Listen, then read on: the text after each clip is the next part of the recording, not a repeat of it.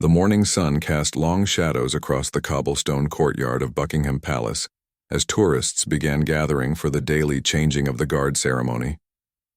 Among the crowd stood Marcus Thompson, a 34-year-old construction worker from Manchester, pushing a blue stroller containing his 18-month-old son, Jamie. Marcus had promised his wife Sarah that this London trip would be special, a chance to show their boy something magical before returning to their everyday struggles. Marcus hadn't slept well in weeks. The construction company where he worked for 8 years had suddenly closed down, leaving him without a job and facing mounting bills. Sarah worked part-time at a local grocery store, but her wages barely covered their rent. The London trip was supposed to be their last family adventure, before tightening their belts even further. They had saved every penny for months, staying in the cheapest hotel they could find and bringing packed lunches instead of eating out. The crowd around them buzzed with excitement as more tourists arrived. Families with cameras, elderly couples holding hands, and groups of friends all gathered to witness the famous ceremony.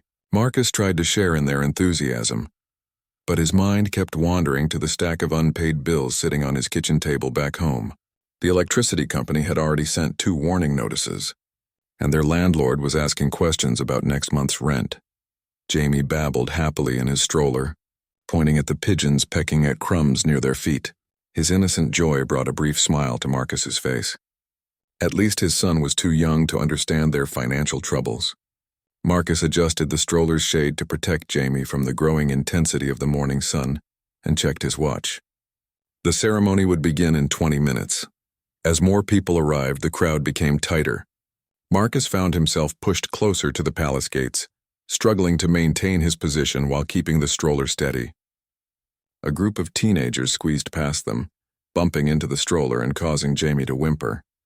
Marcus felt his jaw tighten as frustration began building inside him like pressure in a kettle. The royal guard stood motionless at their posts, their red uniforms immaculate and their tall black hats perfectly straight. Marcus had always heard about their legendary discipline, how they remained statue still no matter what happened around them. Today, he noticed one guard in particular, a young man who couldn't be much older than 25, standing directly in front of where Marcus and Jamie were positioned. The guard's name was William Hayes, though the crowd didn't know this. William had been serving with the Queen's Guard for 3 years, following in the footsteps of his grandfather who had served during World War II. He took immense pride in his role, understanding that he represented not just himself, but centuries of British military tradition. Standing motionless for hours required both physical and mental strength, and William had mastered the art of remaining focused despite the chaos of crowds around him. As the ceremony time approached, more tourists pressed forward, eager to get the perfect photograph. Marcus felt someone push against his back, causing him to stumble forward with the stroller. He turned around to see a man with an expensive camera muttering something about getting a better angle. The pressure of the crowd was becoming unbearable, and Jamie was starting to get fussy from the heat and commotion. Marcus tried to back away from the crowd, but there was nowhere to go. People surrounded them on all sides, and the stroller wheels kept getting caught between the cobblestones. Every time he attempted to move, someone else would push past them or complain about their position. The stress of his unemployment, combined with the exhaustion of traveling with a toddler and the crushing pressure of the crowd, was beginning to overwhelm him. A woman behind him made a loud comment about people bringing strollers to crowded events, clearly directing her criticism at Marcus. Her companion agreed, saying something about inconsiderate parents who don't think about others. Marcus felt his face flush with anger and embarrassment. These people didn't know his situation or understand that this trip might be the last special thing he could do for his family in a long time. Jamie began crying, overwhelmed by the noise and heat. Marcus tried to calm his son, but the crying only drew more annoyed looks from nearby tourists. Someone made a sarcastic comment about keeping children quiet during important ceremonies. Another person suggested that babies didn't belong at formal events like this. Each comment felt like a personal attack on his ability as a father and his right to be there with his child. The combination of stress, embarrassment, and protective instinct was building to a dangerous level inside Marcus. He could feel his heart racing and his hands beginning to shake. The weight of his unemployment, his family's financial struggles, and now this public humiliation was becoming too much to bear. He looked at the expressionless face of the young guard standing before them, a symbol of everything that felt out of reach in his own life: stability, respect, and security. As the crowd pressed closer and Jamie's crying intensified, Marcus felt something inside him snap. The months of stress, the sleepless nights worrying about money, the shame of being unemployed, and the immediate pressure of the situation all converged into a moment of rage that would change everything. His hands gripped the stroller handle tighter as rational thought began to slip away, replaced by an overwhelming need to strike out against a world that seemed determined to push him down. The ceremony was about to begin. The crowd was at its thickest, and Marcus Thompson was seconds away from making a decision that would shock everyone present and test the true character of the young guard standing silently before them. The breaking point came when a tourist with a large backpack pushed roughly past Marcus, knocking against Jamie's stroller and causing the toddler to bump his head against the side rail. Jamie's cry of pain pierced through the crowd noise like a knife through Marcus's heart. In that moment, all the pent-up frustration, stress, and protective fury exploded inside him like a dam bursting. Without thinking, Marcus grabbed the stroller and lifted it above his head with both hands. The crowd around him gasped and stepped back as they realized what was happening. Jamie, still strapped inside, continued crying as the stroller swayed dangerously in his father's grip. Time seemed to slow down as Marcus, his face red with rage and tears streaming down his cheeks, hurled the stroller directly at guard William Hayes. The blue stroller flew through the air, spinning slightly as it traveled the short distance between Marcus and the guard. The crowd erupted in screams and shouts of horror. Several people fumbled for their phones to call for help, while others stood frozen in shock at what they were witnessing. A woman near the front fainted, and an elderly man started shouting for the police. William Hayes saw the stroller coming toward him in his peripheral vision, but his training kicked in immediately. Despite the shock of the situation, he remained in position for a crucial split second, assessing the trajectory and the danger to the child inside. In one fluid motion, he broke from his ceremonial stance and stepped forward, catching the stroller with both arms just before it would have crashed to the ground. The impact sent William stumbling backward, but he managed to keep his footing and steady the stroller. Jamie was shaken but unharmed, his crying intensifying from the frightening experience. William's tall black hat had fallen off during the catch, and his usually perfect uniform was now disheveled, but his focus was entirely on the child in his arms. Marcus collapsed to his knees on the cobblestones, the reality of what he had just done hitting him like a physical blow. He had thrown his own child at a stranger in a moment of blind rage. The shame and horror of his actions overwhelmed him completely, and he began sobbing uncontrollably, his whole body shaking with the force of his tears. The crowd's initial shock was giving way to anger directed at Marcus. Several people were shouting at him, calling him a monster and demanding that someone call the police immediately. A few individuals had already dialed emergency services, and the sound of approaching sirens could be heard in the distance.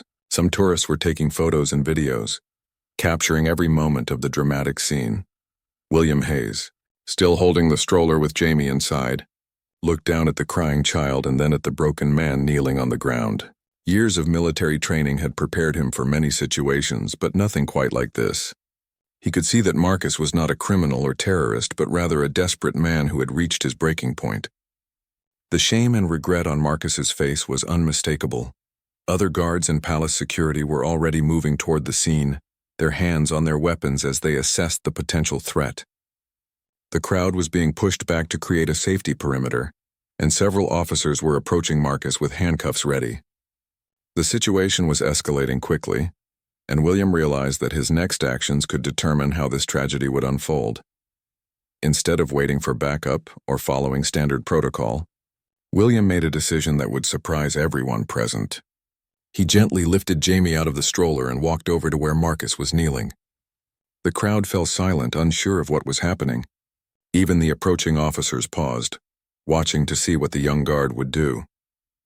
William knelt down beside Marcus, still holding Jamie in his arms. The toddler had stopped crying and was now looking curiously at the guard's red uniform and brass buttons. William spoke quietly to Marcus, his voice barely audible above the murmur of the crowd, but those closest could hear his words of understanding rather than condemnation. "It's all right," William said softly, his voice carrying both authority and compassion. "Your son is safe. Everything is going to be all right. He could see that Marcus was not dangerous, just a man overwhelmed by circumstances beyond his control. The guard's training had taught him to assess threats quickly, and his instinct told him that Marcus needed help, not punishment.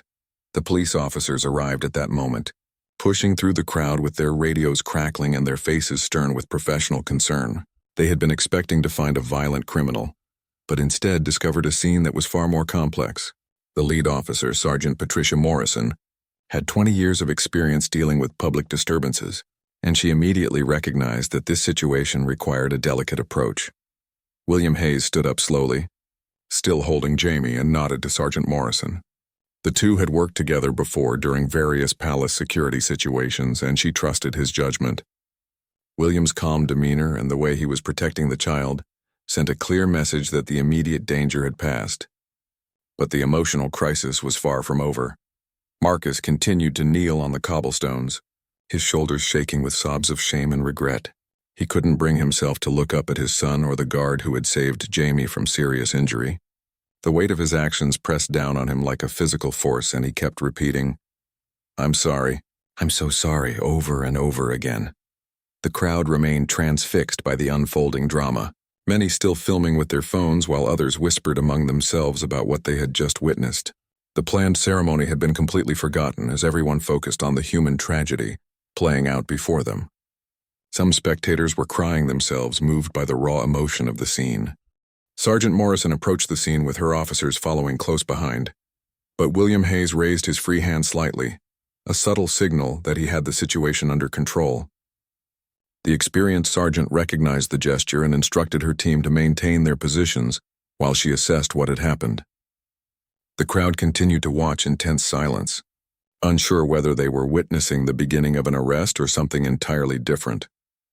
William looked down at Jamie, who had now stopped crying completely, and seemed fascinated by the shiny buttons on the guard's red uniform. The toddler reached out with his small fingers to touch the brass, and William allowed it, understanding that keeping the child calm was his first priority.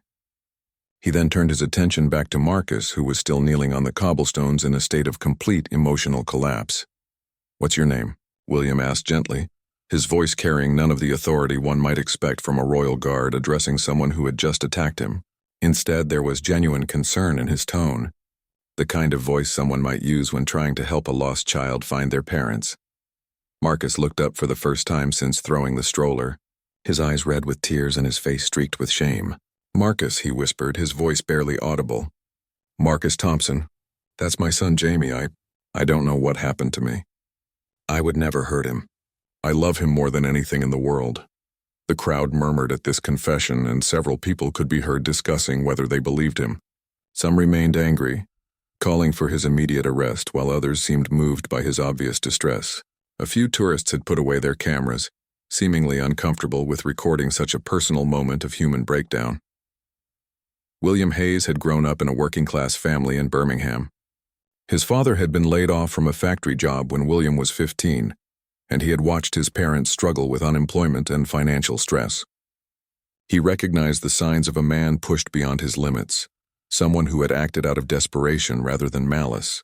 The guard's military training had taught him to read people quickly and accurately, and everything about Marcus's demeanor suggested genuine remorse and shock at his own actions. "I understand you're going through a difficult time," William said, still holding Jamie securely. "Sometimes life pushes us to places we never thought we'd go. But your son needs his father to be strong now. Can you be strong for him?" Sergeant Morrison watched this exchange with growing interest. In her 20 years of police work, she had rarely seen a situation handled with such intuitive psychology. Most people in William's position would have been angry and demanding immediate justice, but the young guard seemed to understand that punishment without understanding would solve nothing. Marcus slowly got to his feet, his legs shaking from the emotional trauma of the last few minutes. He looked at his son in the guard's arms and felt a fresh wave of shame wash over him. "I lost my job 6 weeks ago," he said, his voice growing stronger as he spoke. "We came to London because I promised Jamie we'd do something special before things got really bad. I haven't been sleeping, haven't been eating properly. When the crowd started pushing and people began complaining about us being here, I snapped." The crowd's mood was beginning to shift as they heard Marcus's explanation. Several parents in the group nodded with understanding, recognizing the stress of traveling with small children and the additional pressure of financial worries. A woman near the front called out, "We've all been there," and her comment seemed to ease some of the tension in the air. William Hayes made a decision that would surprise everyone present, including his fellow guards and the police officers. He carefully handed Jamie back to his father, watching Marcus's face closely for any sign of continuing instability. But instead of violence, he saw only overwhelming love and relief as Marcus took his son into his arms and held him close.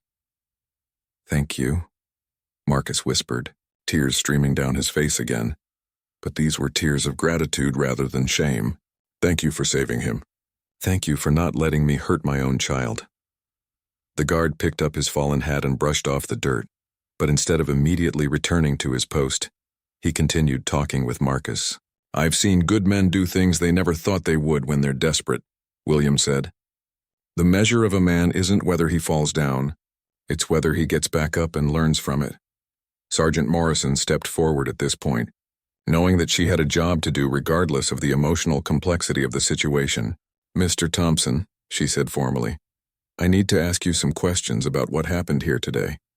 There were witnesses who saw you throw the stroller, and I have to follow proper procedures." Marcus nodded, understanding that there would be consequences for his actions. "I know," he said, his voice steady now that he had Jamie safely back in his arms. "I'll cooperate completely. I know what I did was wrong, and I'm prepared to face whatever happens." The crowd watched as Sergeant Morrison began the process of taking Marcus's statement, but the atmosphere had completely changed from the initial moments of chaos and anger. Instead of a violent criminal being arrested, people were witnessing a father taking responsibility for a moment of madness brought on by desperate circumstances. William Hayes should have returned to his ceremonial duties immediately, but he found himself reluctant to leave the scene. His commanding officer, Captain James Richardson, had arrived and was observing the situation from a distance. Captain Richardson had served for 15 years and had seen many unusual incidents, but nothing quite like this. He was impressed by how William had handled the crisis, showing both courage in catching the stroller and wisdom in his treatment of Marcus afterward. As the interview continued, details of Marcus's situation began to emerge. He explained about losing his job, the mounting bills, and the pressure he had been under. Several people in the crowd began to look at him with sympathy rather than anger, understanding that his actions, while inexcusable, came from a place of overwhelming stress rather than inherent violence. As Sergeant Morrison continued her interview with Marcus, something unexpected began happening in the crowd. Instead of dispersing as crowds usually did after dramatic incidents, people were staying to listen to Marcus's story. What started as morbid curiosity was transforming into genuine human compassion as the details of his situation became clear. An elderly woman named Margaret Whitfield, who had been visiting from Scotland with her daughter, stepped forward from the crowd. She had been initially horrified by what she witnessed, but Marcus's obvious remorse and his story of unemployment had touched something deep inside her. Her own husband had struggled with job loss during the economic troubles of the 1980s, and she remembered the strain it had placed on their family. "Officer," Margaret said to Sergeant Morrison, "I saw everything that happened. Yes, this man made a terrible mistake, but I've watched him for the last 20 minutes, and I can tell you he's not a danger to anyone. He's a father who's been pushed to his breaking point." Other voices from the crowd began joining in support of Marcus. A middle-aged businessman named Robert Chen, who had initially been angry and demanding arrest, found himself thinking about his own struggles during a recent divorce and custody battle. He understood how quickly life could spiral out of control, and how even good people could make terrible decisions when overwhelmed. "I agree with the lady," Robert said, surprising himself with his words. "I think this man needs help, not prison." William Hayes listened to these exchanges while standing nearby, still technically on duty but deeply invested in the outcome of this situation.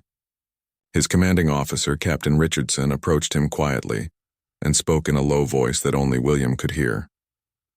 "Hayes, you handled this situation extraordinarily well," the captain said. "Your quick thinking saved that child from serious injury, and your compassion may have prevented this from becoming a much more serious incident. However, I need you to return to your post now. The ceremony must continue." William nodded, understanding his duty, but he looked back at Marcus one more time. "Mr. Thompson," he called out, causing Marcus to look up from his conversation with the sergeant. "Your son is lucky to have a father who cares so much about providing for his family. Don't let this moment define you. Use it to become stronger." These words hit Marcus like a revelation. Throughout the entire ordeal, he had been focused on his shame and failure, but the guard's words reminded him that Jamie needed him to be a father, not a victim of circumstances. He straightened his shoulders slightly and nodded to William with genuine gratitude. As William returned to his ceremonial position, Sergeant Morrison was wrapping up her interview with Marcus. Based on witness statements and her own assessment of the situation, she had decided that while charges would have to be filed, she would recommend that Marcus be released pending a court appearance, rather than being taken into custody immediately. "Mr. Thompson," she said formally, "I'm issuing you a citation for reckless endangerment and disturbing the peace. You'll need to appear in court next month, but given the circumstances and the fact that no one was seriously injured, I'm not arresting you today. However, I strongly recommend that you seek some counseling or support services to help you deal with the stress you're experiencing." The crowd's reaction to this decision was largely positive. Many people applauded Sergeant Morrison's compassionate approach, while others came forward to offer Marcus their contact information, wanting to help his family in whatever way they could. Margaret Whitfield was the first to approach Marcus directly. "Young man," she said, "I don't know what your situation is back home, but I have connections in Manchester. My nephew runs a construction company there, and they're always looking for reliable workers. If you're interested, I'd be happy to make a phone call." Marcus stared at her in disbelief, hardly able to process that this stranger was offering him exactly what he needed most. I don't know what to say," he stammered. "After what I just did, why would you want to help me?" "Because," Margaret replied with a warm smile, "I can see that you're a good man who made a bad decision during a terrible time in your life. Everyone deserves a second chance, and your little boy deserves to have his father succeed." Robert Chen also approached, pulling out his business card. "I work in marketing," he said, "but I have friends in various industries. If Mrs. Whitfield's connection doesn't work out, call me. We'll find you something." More people from the crowd began offering help. A woman named Sarah Mitchell, who worked for a family support charity, gave Marcus information about financial assistance programs. A retired teacher named David Palmer offered to help Marcus improve his resume and interview skills. Even some of the tourists who didn't live in England were offering to spread word about Marcus's situation through their social networks. Jamie, who had been quietly observing all of this from his father's arms, began smiling and clapping his hands at all the attention. His innocent joy seemed to lift everyone's spirits and served as a reminder of what was truly important in this situation: the well-being of a child and his family. Captain Richardson, who had been observing everything from a distance, made a decision that surprised even himself. He approached Sergeant Morrison and asked to speak with her privately. After a brief conversation, he walked over to where Marcus was standing with his growing group of supporters. "Mr. Thompson," the captain said in his official voice, causing everyone to quiet down and listen. "What happened here today was unacceptable behavior, and you're fortunate that Guard Hayes was able to prevent serious injury to your child. However, I've been listening to the conversations around me, and I think there's something you should know." Marcus tensed, unsure what was coming next, but the captain's expression softened slightly as he continued. "Guard Hayes comes from a background very similar to yours. His father lost his job when William was a teenager, and his family went through some very difficult times. William joined the military partly because it was a way to provide stability for himself and to send money home to help his parents. This revelation caused murmurs throughout the crowd, and Marcus looked over at William, who was back in his ceremonial position but clearly listening to every word. The connection between the two men suddenly seemed much deeper than just the dramatic moment they had shared. Captain Richardson continued his unexpected revelation about William Hayes, and the crowd listened with rapt attention. When William first joined the Guard 3 years ago, he sent most of his salary home to help his parents keep their house. His father eventually found work again, but William never forgot what it felt like to watch a good man struggle through no fault of his own. Marcus felt tears welling up in his eyes again, but these were different from the tears of shame he had shed earlier. These were tears of recognition and gratitude for a connection he never could have imagined. He looked across at William, who remained in his ceremonial position but gave the slightest nod of acknowledgement. The captain turned to address the entire crowd, his voice carrying the authority of his rank but also a warmth that surprised many of the onlookers. Ladies and gentlemen, what you witnessed here today was not just an act of desperation, but also an act of extraordinary compassion and professionalism from one of my guards. I want you to know that Guard Hayes's response reflects the very best values of the British military: courage, compassion, and the ability to see beyond the surface of a situation to the human being underneath. A spontaneous round of applause broke out among the crowd, directed both at William and at the captain's words. Several people called out words of praise for the guard's actions, and even some who had been initially calling for Marcus's arrest were now nodding in approval of how the situation had been handled. Margaret Whitfield stepped forward again, this time addressing the captain directly. "Sir, if it's appropriate, I'd like to get contact information for Guard Hayes as well. If he's willing, I think he could be a valuable mentor for Mr. Thompson as he works to rebuild his life. Sometimes having someone who truly understands your situation can make all the difference." The captain considered this request carefully. Military protocol typically discouraged personal relationships between guards and civilians they encountered during duty, but this situation was far from typical. After a moment, he nodded. "I think that could be arranged, assuming Guard Hayes is agreeable to such a connection." William broke protocol slightly by turning his head to look directly at Marcus and nodding clearly, indicating his willingness to help. This small gesture sent another wave of positive murmurs through the crowd, and several people commented on how remarkable the entire situation had become. As the immediate crisis began to wind down, the practical aspects of Marcus's situation started to come into focus. He still had to return to Manchester, face his wife's questions about what had happened, and deal with the legal consequences of his actions. But instead of facing these challenges alone and desperate, he now had a network of support that had materialized from the most unlikely circumstances.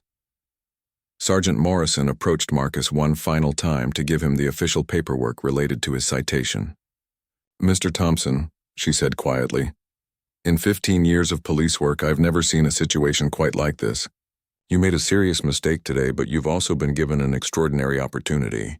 I hope you'll make the most of it." Marcus nodded solemnly. "I will, officer. I promise you nothing like this will ever happen again. I'm going to get help, accept these people's offers of assistance, and be the father Jamie deserves to have." Sarah Mitchell, the charity worker, handed Marcus a folder full of information about support services available in Manchester. "These organizations can help with everything from job placement to counseling to emergency financial assistance," she explained. "Don't be too proud to use these resources. They exist to help people get back on their feet during difficult times." David Palmer, the retired teacher, gave Marcus his contact information along with a list of tips for job searching. "I've helped dozens of people improve their employment prospects," he said. "The job market is tough right now, but with the right approach and some persistence, we'll find you something suitable." As these conversations continued, Jamie began getting restless in his father's arms, clearly ready for a nap after all the excitement and stimulation of the morning. Marcus realized that he needed to get his son back to their hotel for rest and food, but he was reluctant to leave this incredible group of people who had transformed his worst moment into an unexpected blessing. William Hayes, who had been watching these interactions while maintaining his ceremonial duties, made another decision that surprised his commanding officer. During a brief break in the ceremony schedule, he approached Marcus one final time. "Mr. Thompson," William said, extending his hand for a handshake, "I want you to know that I don't see you as someone who attacked me today. I see you as a father who was overwhelmed and made a mistake, but who clearly loves his son and wants to do better. That's something I respect greatly." Marcus shook the guard's hand with genuine emotion, unable to find adequate words to express his gratitude. "You saved my son," he finally managed to say. "But more than that, you saved me from becoming someone I never wanted to be. I don't know how to thank you enough." "Just be the father your son needs," William replied simply. "That's all the thanks I need." As Marcus prepared to leave with Jamie, now sleeping peacefully in his stroller, the crowd began to disperse as well. But something had changed in all of them during the past hour. They had witnessed not just a moment of human failure, but also a powerful demonstration of compassion, forgiveness, and the ability of people to come together to help a stranger in need. Margaret Whitfield made sure to get Marcus's phone number and promised to call her nephew that very afternoon about the construction job. Robert Chen insisted on paying for Marcus's taxi ride back to his hotel and slipped him some money for meals. Several other people exchanged contact information with Marcus, creating a network of support that extended far beyond what he could have imagined when he woke up that morning. As Marcus walked away from Buckingham Palace, pushing Jamie's stroller and carrying a folder full of resources and contact information from his new supporters, he reflected on the extraordinary turn of events. He had started the day as a desperate, unemployed father facing an uncertain future. He was ending it as someone who had made a terrible mistake, but had been given an unprecedented opportunity for redemption and support. 3 months later, Marcus Thompson stood outside a construction site in Manchester, adjusting his hard hat and checking his watch. It was his first day as a site supervisor for Whitfield Construction, the company owned by Margaret's nephew, Tom Whitfield. The job paid better than his previous position and came with health benefits for his family, something that had been a constant worry during his unemployment. The legal consequences of his actions at Buckingham Palace had been minimal, but meaningful. The court had sentenced him to community service and required him to attend anger management counseling, both of which had proven more helpful than punitive. The counseling sessions had given him tools for managing stress and communicating his feelings more effectively, while the community service had connected him with other people facing difficult circumstances. Sarah, his wife, had been shocked and initially angry when Marcus called her from London to explain what had happened. But as the full story emerged, including the incredible support network that had formed around them, her anger transformed into relief and gratitude. She had watched her husband struggle with depression and stress during his unemployment, and she recognized that the incident, while frightening, had become a turning point toward getting the help he needed. Jamie, now 21 months old, was thriving in their improved circumstances. The stress that had permeated their household during Marcus's unemployment had lifted, replaced by optimism and stability. Marcus had kept his promise to be the father Jamie deserved, spending quality time with his son every evening and weekend, fully present in ways he hadn't been able to manage during the darkest days of his job search. The friendship that had developed between Marcus and William Hayes had become one of the most meaningful relationships in both men's lives. They spoke on the phone every few weeks, sharing updates about work, family, and personal growth. William had become not just a friend but a mentor, someone who understood the pressures of providing for family and the importance of maintaining dignity during difficult times. Margaret Whitfield had become like a surrogate grandmother to Jamie, visiting the family monthly and bringing homemade cookies and small toys. Her decision to help a stranger who had made a terrible mistake had enriched her own life in ways she never expected. She often told friends that Marcus and his family had given her a renewed sense of purpose in her retirement years. The video footage of the incident, recorded by numerous tourists, had initially gone viral on social media with sensational headlines about the angry father and the Royal Guard's response. But as the full story emerged, including interviews with Marcus, William, and several of the witnesses, the narrative shifted to become a powerful example of compassion overcoming judgment and community support transforming lives. William Hayes had been commended by his superiors for his handling of the situation and had been promoted to corporal 6 weeks after the incident. He continued to serve with distinction as a Royal Guard, but the experience had also inspired him to volunteer with veteran support services during his off-duty hours, helping other military personnel transition to civilian careers when their service ended. The incident had created a ripple effect of kindness that extended far beyond the immediate participants. Robert Chen had been so moved by the experience that he started a charitable foundation focused on helping unemployed parents find work and manage the stress of job searching. David Palmer had begun volunteering with job placement services, using his teaching skills to help people improve their interview techniques and resume. Writing. Sarah Mitchell's family support charity had received increased donations and volunteer applications after word spread about their involvement in helping Marcus. The organization was able to expand their services to reach more families facing financial crises, preventing other situations from reaching the breaking point that Marcus had experienced. On this particular morning, as Marcus prepared to start his new supervisory role, he received a text message from William Hayes. "Thinking of you on your first day as supervisor. Remember what we talked about. Leadership through compassion. You've got this, mate." Marcus smiled as he read the message, remembering their recent conversation about the similarities between military leadership and construction site management. Both required the ability to make quick decisions, maintain safety standards, and motivate people to work together effectively. But most importantly, both required understanding that everyone on the team had their own challenges and deserved to be treated with dignity and respect. As Marcus walked onto the construction site to meet his new crew, he carried with him not just the skills he had learned over years of construction work, but also the profound lessons about human nature and second chances that had emerged. From his darkest moment, the crew he would be supervising included several men who reminded him of his former self, workers facing their own struggles with job security, family pressures, and financial stress. Marcus recognized the signs he had once ignored in himself: the tired eyes, the tension in their shoulders, the way they checked their phones anxiously during breaks, probably looking at bank balances or messages from worried spouses. Tom Whitfield, Margaret's nephew and the company owner, had briefed Marcus about some of the challenges facing his workers. Two of them were recent immigrants working to bring their families to England. Another was going through a difficult divorce, and one was a single father trying to balance work with caring for his elderly mother. These weren't just employees to Marcus. They were people with stories, struggles, and dreams that deserved respect and understanding. During his first team meeting, Marcus made a decision that would define his leadership style. Instead of simply reviewing safety procedures and work schedules, he shared a carefully edited version of his own story. He talked about losing his previous job, the stress it had placed on his family, and the importance of having people who believed in you during difficult times.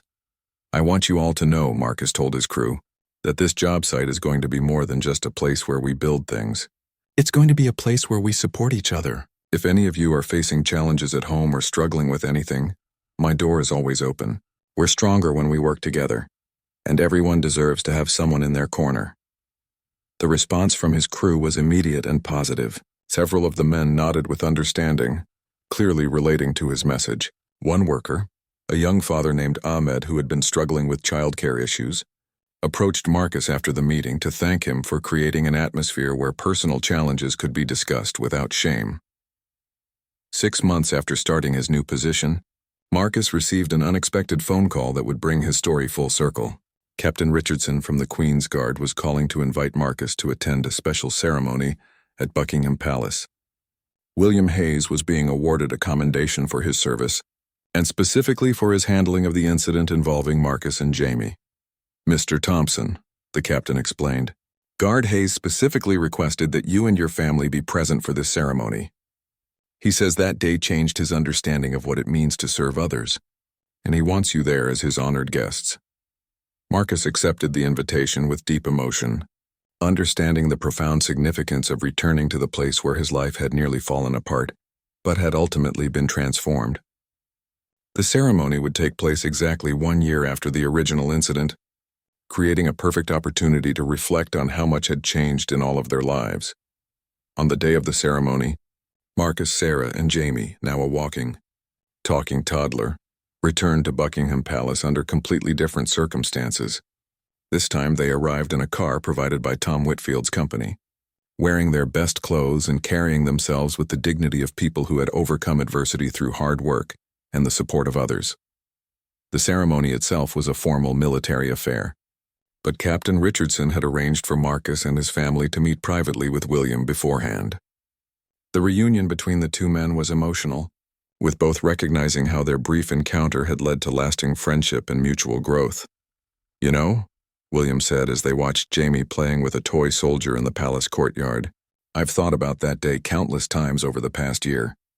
In training, they teach you to expect the unexpected, but they never prepare you for how a single moment of compassion can change multiple lives forever." Marcus nodded, watching his son with the deep contentment of a father who had found his way back from the brink. I've learned that our worst moments can sometimes become our most important ones, if we're willing to learn from them and accept help from others. The formal ceremony was attended by military officials, palace staff, and several members of the public who had been involved in the original incident. Margaret Whitfield was there, beaming with pride as she watched William receive his commendation. Robert Chen had flown in from a business trip to attend, and David Palmer had taken a train down from Manchester specifically for the event. As William stood at attention while receiving his medal, Marcus reflected on the incredible chain of events that had brought them all together. A moment of desperation and poor judgment had somehow created a commune,